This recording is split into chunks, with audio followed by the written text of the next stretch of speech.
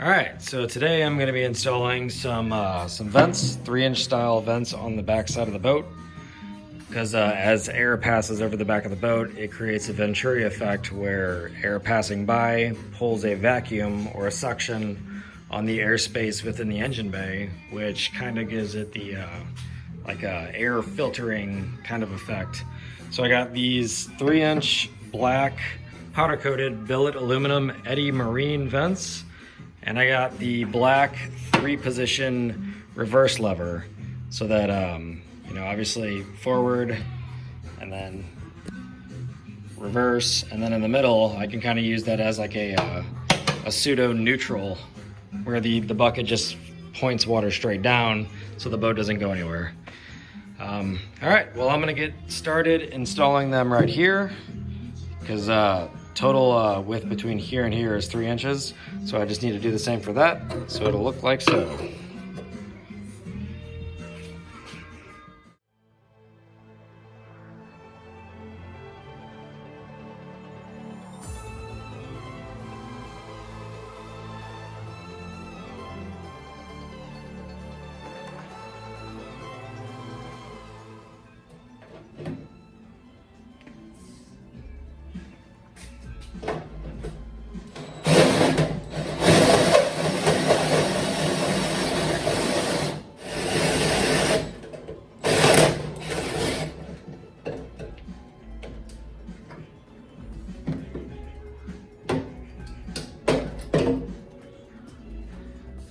That's a good looking hole. All right, that turned out pretty good. They might be a bit big, but I almost bought 2 of the dual 3-inch vents, not knowing how big it would actually have looked. It would have been a vent like basically that big on both sides. Been out of control. Yeah, so now I just gotta finish up the reverse lever right now. So I'm gonna cut this off right here, parallel to this surface, so it looks like kind of a custom design, and then etch across here for how high I need to go, and then get this sized up on there.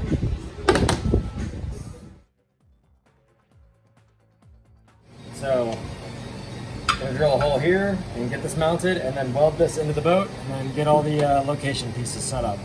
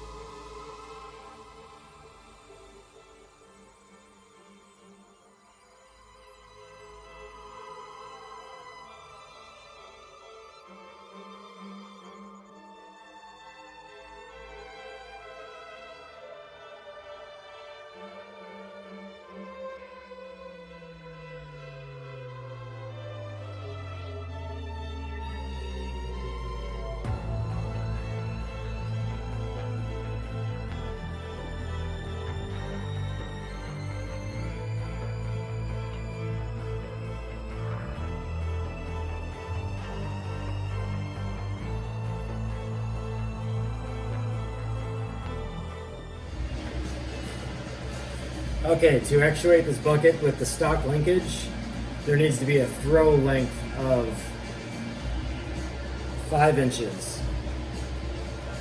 So in order to get a throw length of 5 inches, I'm gonna have to extend the arm on the lever so that I have a longer pivot point at the end so that I can achieve a 5-inch throw, because currently the lever only does a 3-inch throw. So we'll fix that up.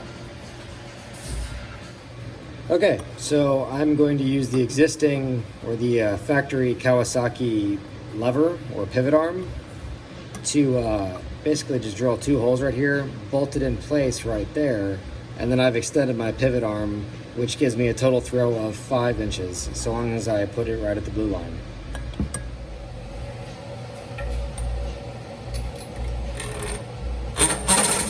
Yep, so something like that. So with that pivot arm extended, I now have the leverage for the 5-inch throw that I need.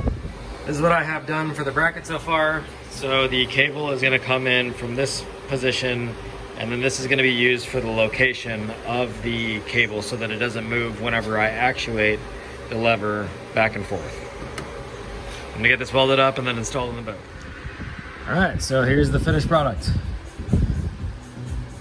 It will, it's like a Rube Goldberg of reverse levers. This thing pushes that thing, which does this thing. All right, I'm gonna get this welded in place right there and be done with the reverse portion of this boat.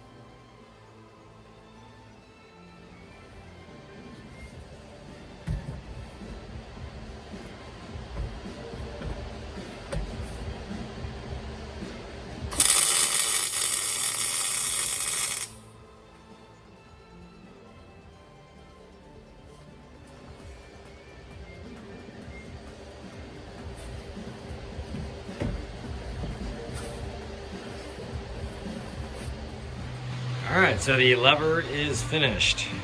I'm one step closer to getting the boat ready for wrap and sea deck or hydroturf or marine mat, whatever you want to call it.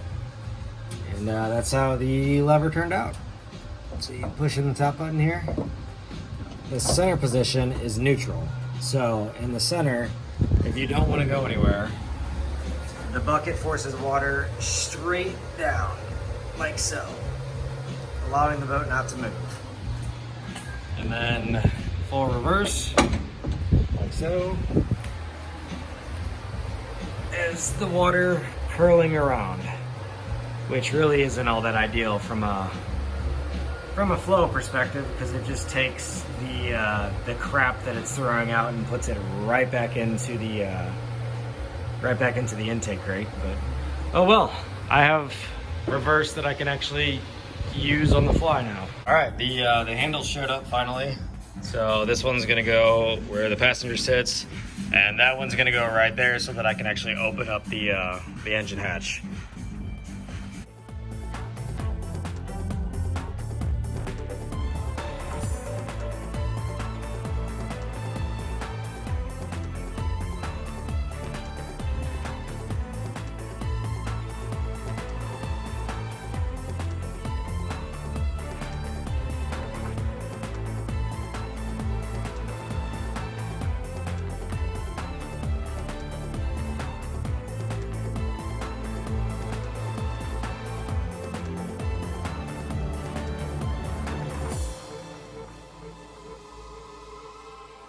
All right, that turned out pretty nice. The opposite side of this 2x2 aluminum square stock, I just had to use a unibit to drill it out a good bit bigger so that I could fit my bolts on the inside of the square stock. Turned out pretty nice. Unfortunately, I'm gonna have to take all of this apart anyway, everything that I've mounted on this boat, once I start wrapping it. But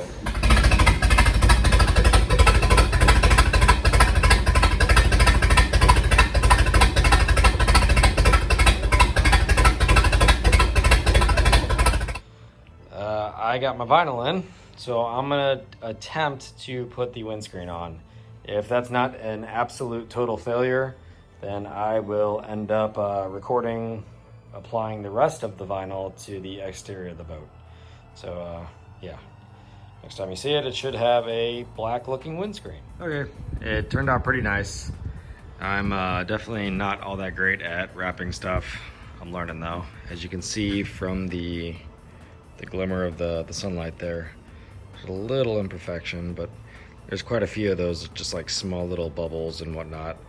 And learning experience, but turned out okay. It's looks good from afar, but it's far from good. I was able to get a nice cut all the way around it, but as you can see, as I get close up there, there's a couple of these that heat just couldn't get out. So overall, looks pretty good though. I'm happy with the way it turned out. Now, I just have to do the sides here, and those won't be so difficult because I can start from the back, peel off the underlayment as I go forward, and get the tack just correct. And I'm going to be using the knifeless tape as well, so I won't have to worry about using an X-Acto knife to cut this. So hopefully that turns out well. All right, the next video will entail getting the rest of the wrap on.